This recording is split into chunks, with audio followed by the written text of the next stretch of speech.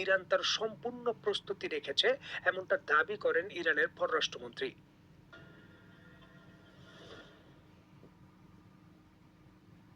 দেখুন, একদিকে Donald Trump যখন ঘোষণা দিয়েছেন আগামী ২-৩ সপ্তাহের মধ্যেই ইরানে শক্তিশালী হামলা করবেন এবং হামলার পরিধি তিনি বাড়িয়ে দেবেন। ইরানের পক্ষ থেকে পাল্টা জবাব দেওয়া হয়েছে, ৬ মাস তারা যুদ্ধ করার জন্য প্রস্তুত। ঠিক এমত অবস্থায় ইরানের সঙ্গে যুদ্ধকালীন সময়ে যুক্তরাষ্ট্রের দ্বিতীয় যে F-35 লাইটিং টু যুদ্ধ বিমান রয়েছে সেটা বিধ্বস্ত হয়েছে। আর যুক্তরাষ্ট্র নিজে এই তথ্য স্বীকার করেছে। অত্যন্ত গুরুত্বপূর্ণ এই বিষয়টিকে কেন্দ্র করে স্ক্রিনে নিশ্চয়ই আপনারা দেখতে পাচ্ছেন, যুক্তরাষ্ট্রের বড় বড় সংবাদ মাধ্যম এই বিষয়কে কেন্দ্র করে তাদের কলামে স্টেটমেন্টে লিখেছে যে যুক্তরাষ্ট্রের যে নেভাডা অঙ্গরাজ্য রয়েছে জনমানবহীন প্রান্ত থেকে অনেকটাই দূরে, সেখানেই কিন্তু এই F-35 লাইটিং টু যুদ্ধ বিমানটি বিধ্বস্ত হয়েছে। যদিও দুর্ঘটনায় পাইলট দ্রুত ইজেক্ট করে এই দুর্ঘটনা থেকে নিজে প্রাণে বাঁচেন। মানে পাইলটের কোনো ক্ষতি হয়নি, তবে যুদ্ধ বিমানটি মোটামুটি প্রায় ধ্বংস হয়ে গেছে পুরোপুরি। এখন বিষয়টা হলো যে ইরানের যুদ্ধে যখনই ইরান দাবি করে যে কোনো F-35 আক্রান্ত হয়েছে, বা এর পূর্বেও যখন এই রেড সির উপকূলে হুতিরা এমন দাবি করেছিল, বা অন্য ক্ষেত্রেও যখন যুক্তরাষ্ট্রের কোনো যুদ্ধ বিমান ভূপাতিত হওয়ার দাবি করা হয়, এর পরপরই কিন্তু যুক্তরাষ্ট্র সাথে সাথে সেটা অস্বীকার করলেও দু একদিন পরই কিন্তু সেই একই ধরনের বিমানের যুক্তরাষ্ট্রে বিধ্বস্তের ঘটনা ঘটে, যার কারণ বা যার কোনো ভিডিও ফুটেজও কিন্তু পাওয়া যায় না। শুধু যুক্তরাষ্ট্র ঘোষণা দেয় যে এখানে একটি যুদ্ধ বিমান বিধ্বস্ত হয়েছে, ক্ষতিগ্রস্ত হয়েছে। এখানেই কিন্তু প্রশ্ন জাগে যে এই দুর্ঘটনা সেটা কি পূর্বেই ঘটে গেছে, বা যুদ্ধক্ষেত্রে পূর্বে যে যুদ্ধ বিমান ধ্বংস হয়ে গেছে তারই কি কৌশলে ঘোষণা দিয়ে এখানে যে মিনিমাইজ রয়েছে সংখ্যা সেটা যুক্তরাষ্ট্র করলো?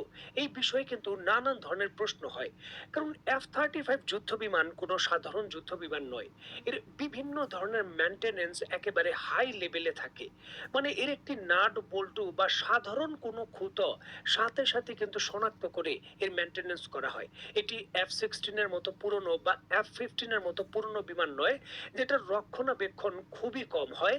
দেখুন, যে কোনো যুদ্ধ বিমানেরই সাধারণ যুদ্ধকালীন পরিস্থিতির পরিবর্তে সাধারণ সময়ে ধ্বংস হয়ে যাওয়া বা ক্রাশ করে যাওয়া নজিরবিহীন একটি ব্যর্থতা হিসাবে বিবেচনা করা হয়। কারণ যুদ্ধকালীন পরিস্থিতিতে মিসাইল থাকে, যে কোনো ধরনের আক্রমণের ঝুঁকি থাকে, আক্রমণ হয়, সেখানে ভূপাতিত হওয়ার সম্ভাবনা বেশি থাকে। তবে সাধারণ ট্রেনিং সময়ের ভেতরে এই ধরনের ঘটনা ঘটা বিমানটির দুর্বলতার বড় ধরনের ইঙ্গিত দেয়। প্রশ্ন হলো যে যুক্তরাষ্ট্র আসলে এখানে কোন জিনিসটি লুকাচ্ছে, বা প্রকৃতপক্ষে এই F-35 এই ইরানের যুদ্ধক্ষেত্রে আবার ফিরে আসবে কিনা, বা এই ঘটনাকে কেন্দ্র করে বিমানগুলোকে নতুন করে রক্ষণাবেক্ষণের জন্য যুদ্ধক্ষেত্র থেকে ব্যবহারের জন্য সাময়িকভাবে স্থগিত আদেশ যুক্তরাষ্ট্র দেবে কিনা, এই বিষয়গুলো নিয়েও কিন্তু জোর জল্পনা কল্পনা চলছে।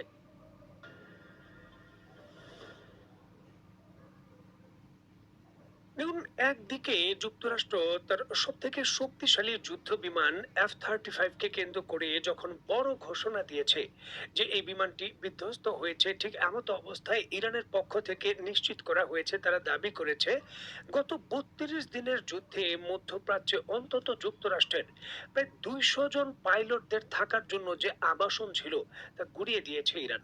দেখুন, ২০০ জন পাইলটদের থাকার আবাসন মানে শুধু থাকার বা ঘুমানোর জায়গা নয়। এখানে পাইলটদের লজিস্টিক সাপোর্টকে যোগান দেওয়ার জন্য বিভিন্ন ধরনের ইকুইপমেন্ট, বিভিন্ন ধরনের ট্রেনিং সরঞ্জাম এবং যুদ্ধকালীন প্রস্তুতির জন্য যত ধরনের লজিস্টিক সাপোর্টের সহযোগিতার হাব ছিল, এই ২০০ জন পাইলটের কিন্তু তারা গড়িয়ে দিয়েছেন। যেটা এই মধ্যপ্রাচ্যের সৌদি আরব থেকে শুরু করে একেবারে কুয়েত, কাতার, বাহরাইন পর্যন্ত সকল দেশেই কিন্তু বিস্তৃত। এটি যুক্তরাষ্ট্রের জন্য যে কোনো সামরিক মিশন পরিচালনা করার জন্য একটি বড় ধরনের ব্যাঘাত। দেখুন, একটি যুদ্ধ বিমানের উপস্থিতি বা পর্যাপ্ত মিসাইলের উপস্থিতি থাকলেই যে কোনো ধরনের যুদ্ধ বিমান পরিচালনা করে মিশন পরিচালনা করা যায় না। গ্রাউন্ড সাপোর্টের অনেক কিছু লাগে।